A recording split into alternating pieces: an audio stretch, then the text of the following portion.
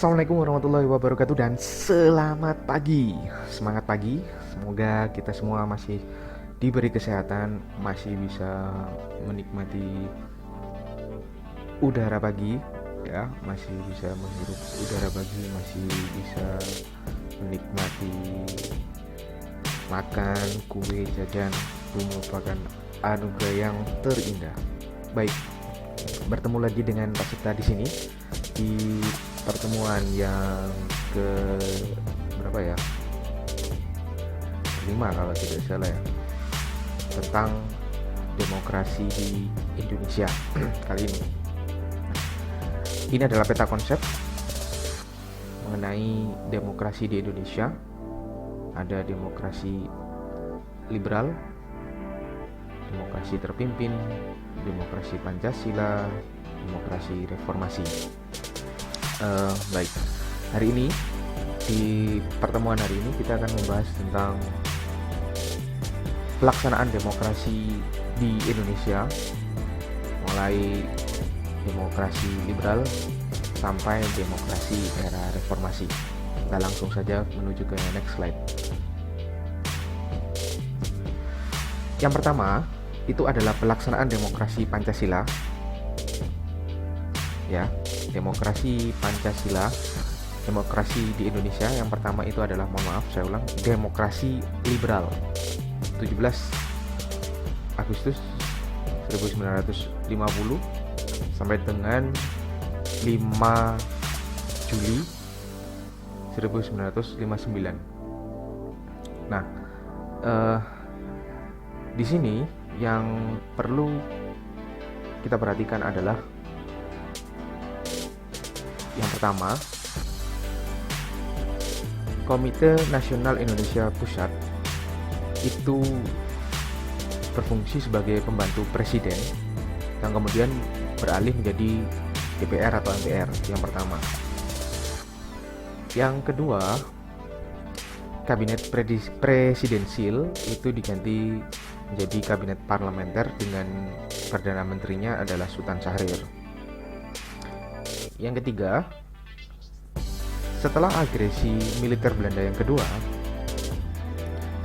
negara Indonesia terpecah menjadi Negara Republik Indonesia Serikat atau RIS yang menerapkan sistem demokrasi liberal.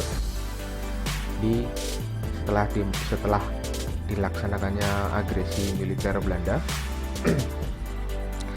Republik Indonesia itu mengalami perpecahan. Ada negara Republik Indonesia dan negara Indonesia Serikat atau negara Republik Indonesia Serikat, di mana RIS ini merupakan negara boneka bentukan Belanda. Nah, kita menuju ke next slide. Ini 7 kabinet pada masa demokrasi liberal, ya. Jadi demokrasi liberal itu adalah demokrasi di mana presiden itu hanya sebagai simbol dan pelaksana pemerintah itu adalah Perdana Menteri, ya. Ada 7 kabinet. Saya biasa menyingkat Nasua tidak pakai baju.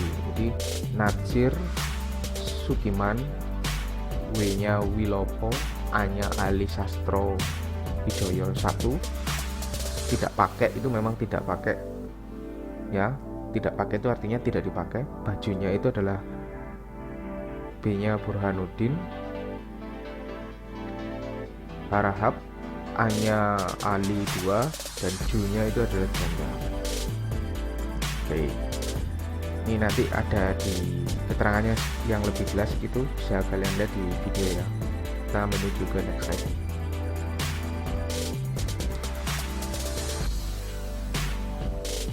Nah, pada masa kabinet Ali 2 itu telah dipersiapkan pemilu pertama dan pemilu kedua. Namun justru kabinet tersebut menyerahkan mandatnya kepada presiden dan akhirnya dilanjutkan oleh Burhanuddin Harahap. Ya, pada masa inilah kemudian di Indonesia itu pertama kali sepanjang sejarah dilaksanakan pemilu, ya, pada masa kabinet Burhanuddin Harahap. Nah, jatuh bangunnya kabinet di era ini terus berlanjut, jadi kabinet-kabinet yang 7 tadi itu gonta ganti kabinet itu karena adanya mosi tidak percaya. Mosi tidak percaya. Akhirnya pada tanggal 5 Juli 59 Presiden Soekarno mengeluarkan yang namanya Dekret Presiden 5 Juli 59 yang memulai tonggak demokrasi yang namanya demokrasi terpimpin. Oke.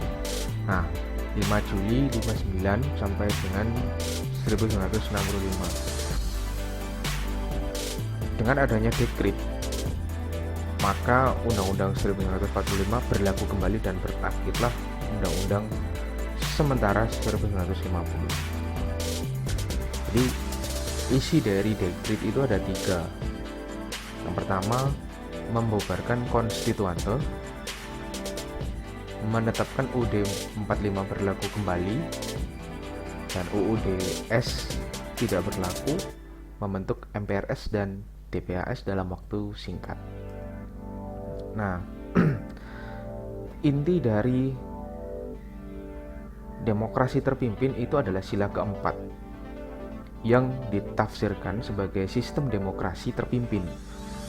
Kata terpimpin artinya dipimpin oleh seorang pemimpin atau panglima besar revolusi. Di praktik sistem politik demokrasi terpimpin itu diwujudkan dalam implementasi kedudukan lembaga-lembaga negara yang justru bertentangan dengan Undang-Undang Dasar 1945. Di presiden banyak menentukan yang bukan kewenangannya. Misal, pada sidang umum MPRS 1963, Soekarno diangkat menjadi presiden seumur hidup untuk kepentingan melanggengkan kedudukan presiden. Dan presiden juga mengusulkan prinsip Nasakom, Nasional Agama Komunis. Dan hal tersebut membawa Indonesia sampai pada tahun 65, di mana kita identik dengan peristiwa gerakan 30 September, di mana itu kalau dalam sejarah disebut sebagai sebuah kecelakaan sejarah yang merupakan anti klimaks kekuasaan dari demokrasi terpimpin. Nah, setelah demokrasi terpimpin itu mengalami kejatuhan atau fallen, Indonesia masuk dalam fase demokrasi Orde Baru, demokrasi Pancasila Orde Baru 1966 sampai dengan 1998. Dan yang perlu digarisbawahi dari demokrasi Pancasila Orde Baru itu adalah yang pertama, bercita-cita menjalankan Pancasila dan Undang-Undang Dasar 1945 secara murni dan konsekuen. Atas dukungan mahasiswa, TNI, dan rakyat, Orde Baru menampilkan sistem politik baru dengan nama demokrasi konstitusional atau demokrasi Pancasila. Nah, ada 3 fase demokrasi Pancasila era Orde Baru, di mana fase yang pertama itu mulai tahun 1966 sampai 1970-an itu masih dalam koridor. Era 1980 sampai 1990-an itu terjadi banyak ketimpangan ya, banyak praktik korupsi dan nepotisme, kemudian pembangunan ekonomi menjadi panglima sehingga timbul banyak kesenjangan. Dan fase yang terakhir itu adalah 1997, muncul perlawanan rakyat melalui gerakan reformasi sehingga pada tanggal 21 Mei 1998 berhasil menurunkan Presiden Soeharto. Nah, yang terakhir itu adalah demokrasi era reformasi. Reformasi lahir setelah Presiden Soeharto mengundurkan diri sejak 21 Mei 1998 dan digantikan oleh Wakil Presiden B.J. Habibie. Berhentinya Soeharto sebagai presiden karena tidak ada lagi kepercayaan dari masyarakat serta menghadapi krisis moneter dan ekonomi yang berkepanjangan. Nah, pelaksanaan pemilu pada 7 Juni 1999 dianggap paling jujur dan adil dibandingkan pemilu sebelumnya. Pemilu 99 telah melahirkan banyak partai politik antara lain PDIP, Golkar, PKB, P3, PAN, PBB, dan lain sebagainya. Atau istilahnya sebanyak 48 partai politik. Agenda utama reformasi yang pertama adalah pemberantasan terhadap korupsi, kolusi, dan nepotisme, kebebasan dalam menyampaikan pendapat, penegakan hukum, dan jaminan terhadap pelaksanaan hak asasi manusia. Jadi ada 4 agenda utama. Ya. Oke. Pemilihan umum sebagai sarana demokrasi. Pemilihan umum itu dapat dilakukan dengan 2 cara. Cara langsung dan cara bertingkat. Cara langsung itu berarti rakyat secara langsung memilih wakil-wakilnya yang akan duduk di badan-badan perwakilan rakyat. Contoh pemilu di Indonesia untuk memilih anggota DPR 2, DPR 1, dan DPR. Cara bertingkat itu berarti rakyat memilih dulu wakilnya atau memilih senat, kemudian wakilnya itulah yang akan memilih wakil rakyat yang akan duduk di badan-badan perwakilan rakyat.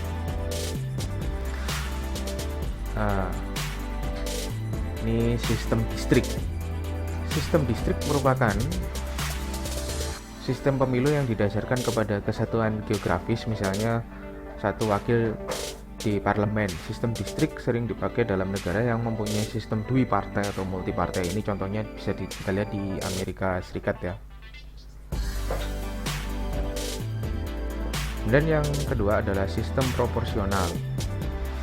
Sistem proporsional itu adalah sistem perwakilan proporsional, adalah presentasi kursi di DPR dibagi kepada tiap-tiap partai politik sesuai dengan jumlah suara yang diperoleh dalam pemilihan umum. Nah, khususnya di daerah pemilihan. Ini ada sistem gabungan. Sistem gabungan merupakan sistem yang menggabungkan sistem distrik dengan proporsional. Ini pernah diterapkan di Indonesia sejak pemilu tahun 1970 dalam memilih anggota DPR, DPRD 1, dan DPRD 2. Ini kita bahas di pertemuan berikutnya saja. Oke, itu dulu yang bisa Pak Septa sampaikan mengenai pelaksanaan demokrasi di Indonesia serta bagaimana sistem pemilihan umum yang ada di dunia pada umumnya dan di Indonesia pada khususnya. Di akhir video ini nanti akan Pak Septa tampilkan mengenai perkembangan demokrasi di Indonesia sejak tahun 1950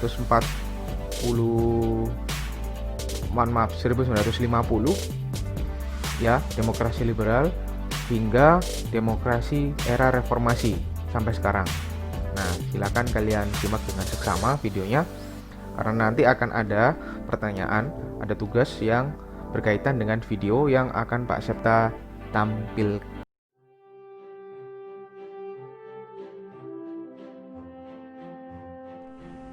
Latar belakang demokrasi liberal. Berdasarkan hasil konferensi meja bundar yang berlangsung di Den Haag, maka terbentuklah negara Republik Indonesia Serikat. Pemerintahan dijalankan oleh presiden dengan kabinetnya, sedangkan legislatif terdiri atas 2 badan, yaitu Senat dan para DPR. Ir Soekarno terpilih sebagai Presiden RIS, sedangkan Wakil Presiden RI Drs Muhammad Hatta diangkat sebagai Perdana Menteri RIS.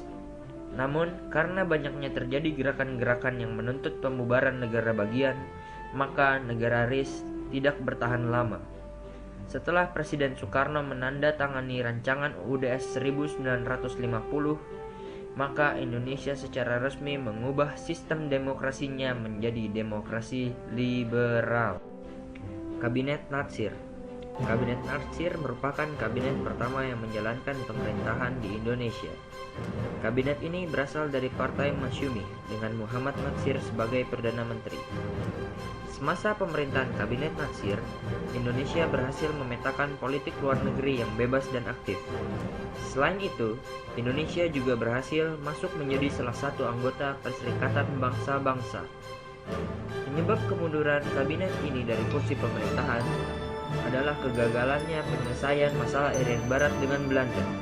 Juga munculnya banyak mosi akan peraturan pemerintah mengenai DPRD dan DPRDS yang terlalu menguntungkan Partai Masyumi.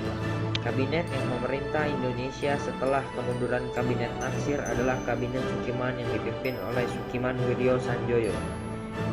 Tidak banyak program-program dari Kabinet Sukiman yang berjalan dengan lancar.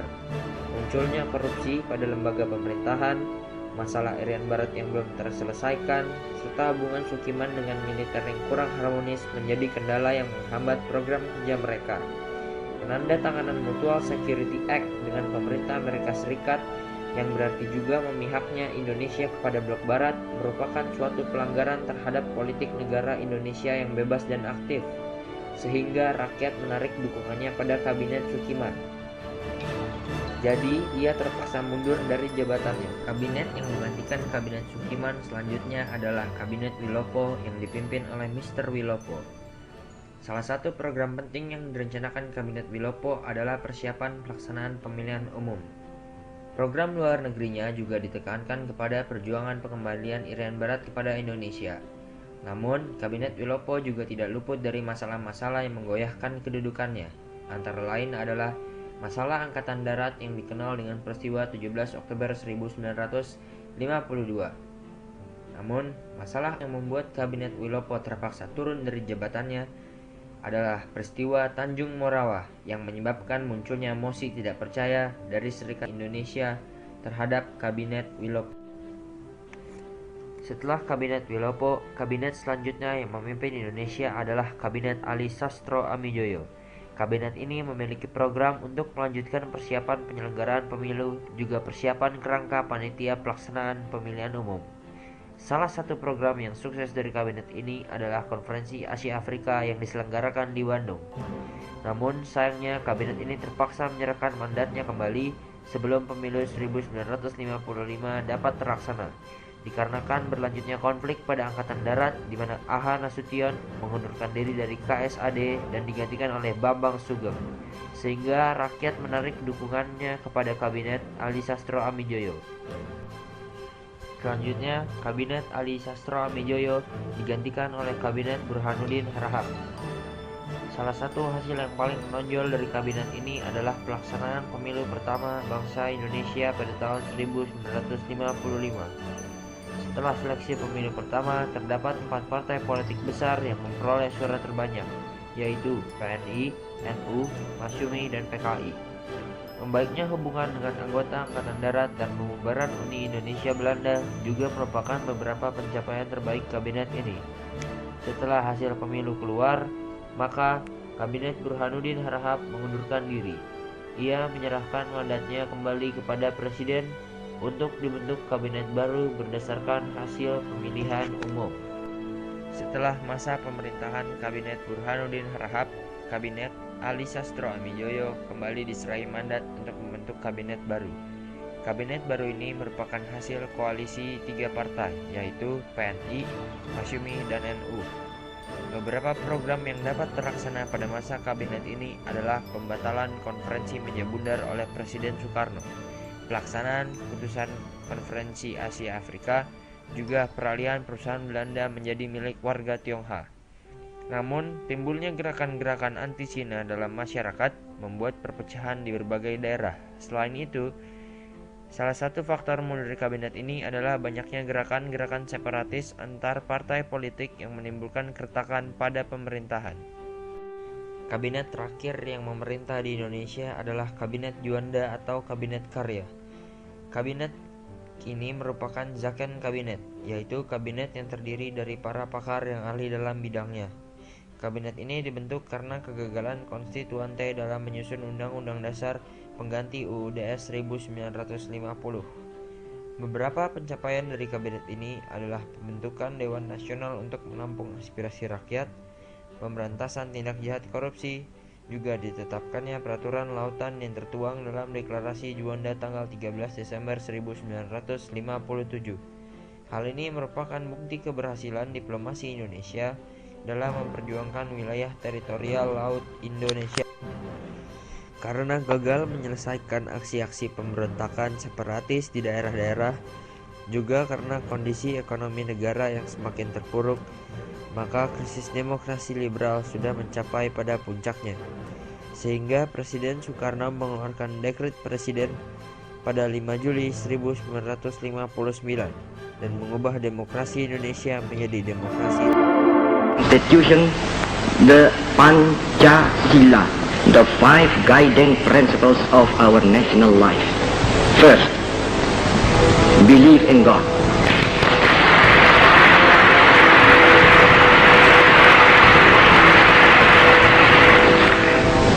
Second, nationalism.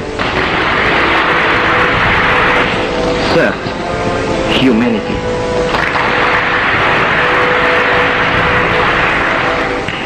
Fourth, democracy.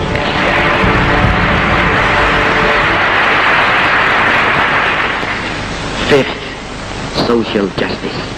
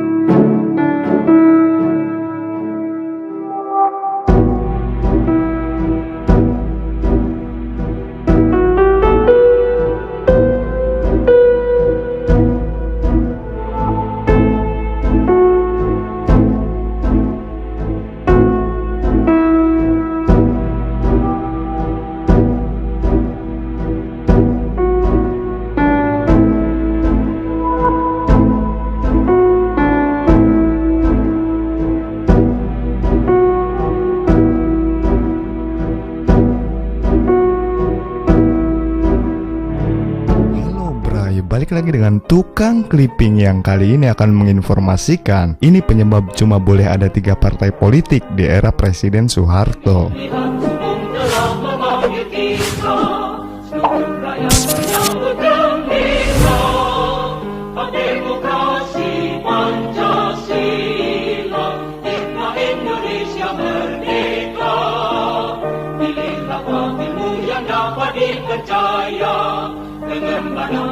yang setia di bawah Undang-Undang Dasar 45 kita menuju ke pemilihan umum.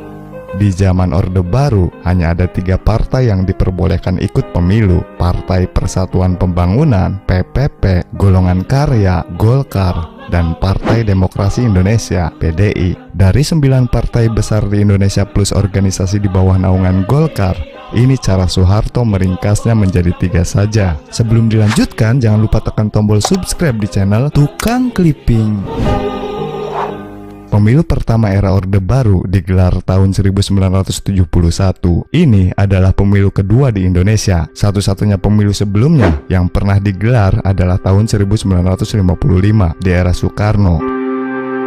Dalam pemilu 1971, ada 360 kursi yang diperebutkan 9 parpol dan sekber golongan karya. Jumlah ini ditambah 100 kursi dari Angkatan Bersenjata Republik Indonesia atau TNI. Jumlah total kursi di DPR menjadi 460. Golkar tak masuk ke dalam 9 parpol itu. Dia merupakan gabungan dari sekitar 200 organisasi penyokong Orde Baru yang kemudian menjadi satu bendera golongan karya.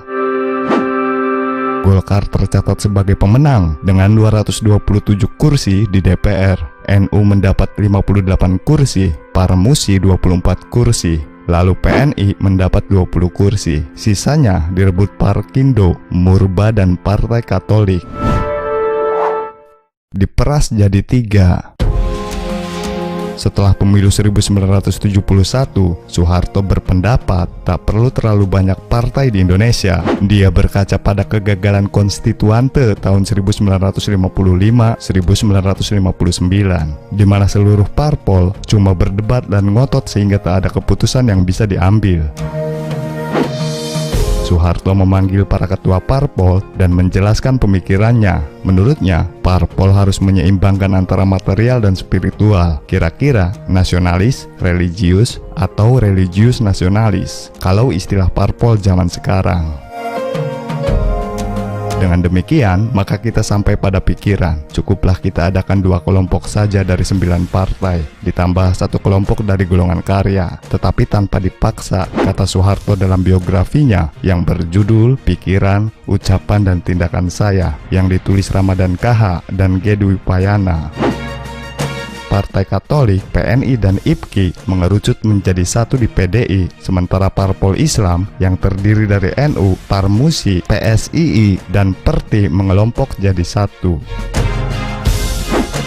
Saya tekankan jangan menonjolkan agamanya, karena itu namanya pun tidaklah menyebut-nyebut Islam, melainkan Partai Persatuan Pembangunan dengan program spiritual material, kata Soeharto. Sementara organisasi di bawah Golkar tumbuh sebagai satu kekuatan sendiri. Maka di DPR kemudian terbentuklah 3 fraksi, yaitu Partai Persatuan Pembangunan, Partai Demokrasi Indonesia, dan Golongan Karya.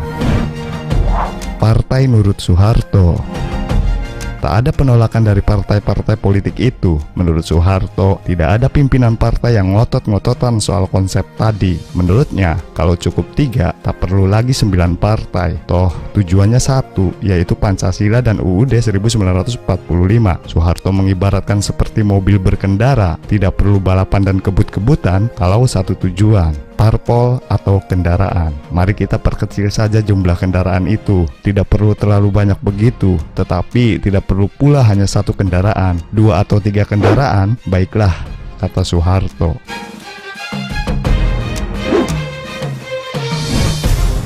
Tentara tetap jadi kekuatan politik. Dalam rapat dengan parpol-parpol tersebut juga dibahas soal politik tentara. Adalah I.J. Kasimo, tokoh Partai Katolik yang bertanya soal peran ABRI dalam politik dan pemilu. ABRI jadi polisi militernya saja menggunakan kendaraannya sendiri sambil mengatur lalu lintas. Balas Soeharto sambil tertawa. Artinya, ABRI tetap menjadi fraksi sendiri dalam DPR, tak perlu masuk ke Golkar atau salah satu parpol tersebut. Konsep pemilu dengan 3 partai dan fraksi ABRI ini bertahan selama 5 kali pemilu selama Orde Baru, mulai dari pemilu 1977, 1982, 1987, 1992, dan 1997. Golkar yang selalu mendapat dukungan dari aparatur sipil dan militer selalu menang telak di setiap pemilu. Peta politik berubah setelah reformasi dan Soeharto tumbang. Pemilu tahun 1999 diikuti oleh 48 partai politik. PDI Perjuangan memenangkan pemilu untuk pertama kali. Demikianlah berai alasan atau penyebab cuma boleh ada 3 partai politik di era Presiden Soeharto yang dilansir dari merdeka.com. Bagaimana pendapat kalian?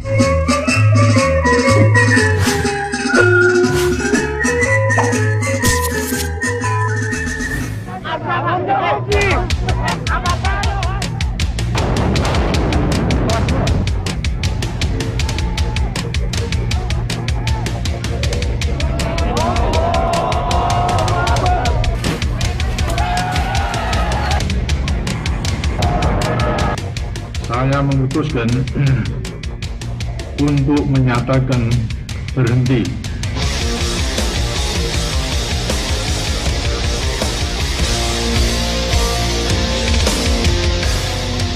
Akan memenuhi kewajiban Presiden Republik Indonesia dengan sebaik-baiknya dan seadil-adilnya dengan seluruh-seluruhnya.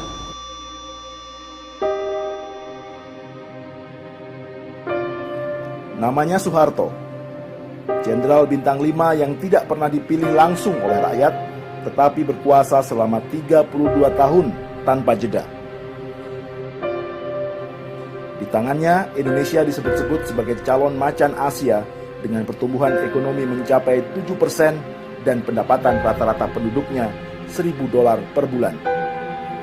Ideologinya memang kemakmuran ekonomi yang ditopang stabilitas politik dengan pilar utama pada kekuatan militer atau militerisme.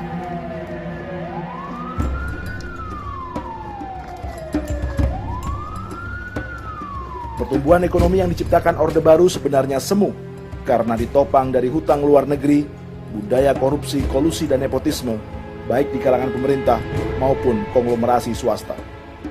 Bisnis kroni tumbuh subur dengan memanfaatkan akses kekuasaan dan permodalan yang bersumber dari dana masyarakat. Ironisnya, nepotisme ini dibalut dengan propaganda kemandirian ekonomi nasional atau jargon anti ketergantungan pada pihak asing. Padahal siapapun tahu, rezim ini dari semula ditopang kekuatan asing. Dan sebagai imbalannya, konsesi-konsesi pertambangan diberikan dan hutang luar negeri pun dikucurkan. Nepotisme lalu menjalar hingga ke kursi-kursi di kabinet.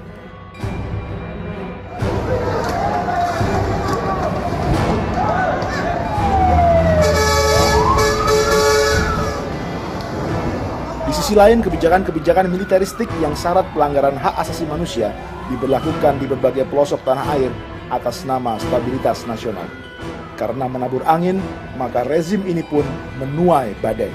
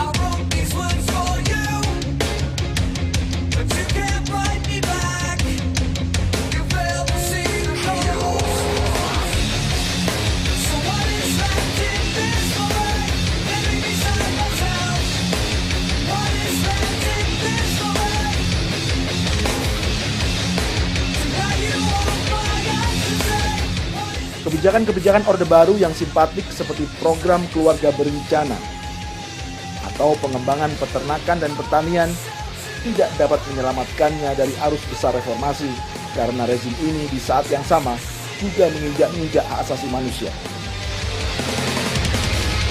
Saya memutuskan untuk menyatakan berhenti dari jabatan saya sebagai Presiden Republik Indonesia.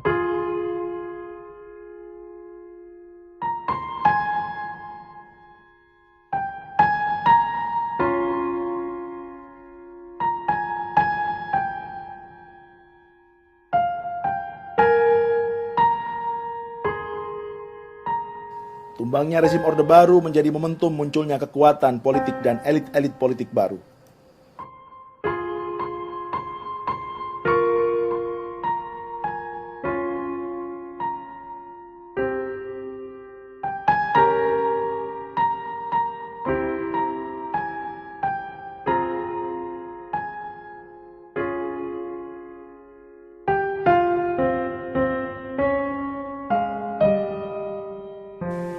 Bismillahirrahmanirrahim.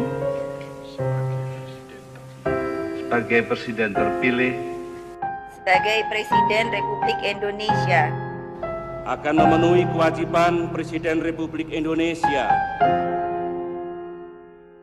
Namun, meski belum semua agenda reformasi dijalankan, publik dan media lantas menjadi cepat lupa. Elit politik yang dahulu dibesarkan dari semangat perlawanan dan karenanya mendapat dukungan rakyat, terjebak dalam pragmatisme kepentingan politik.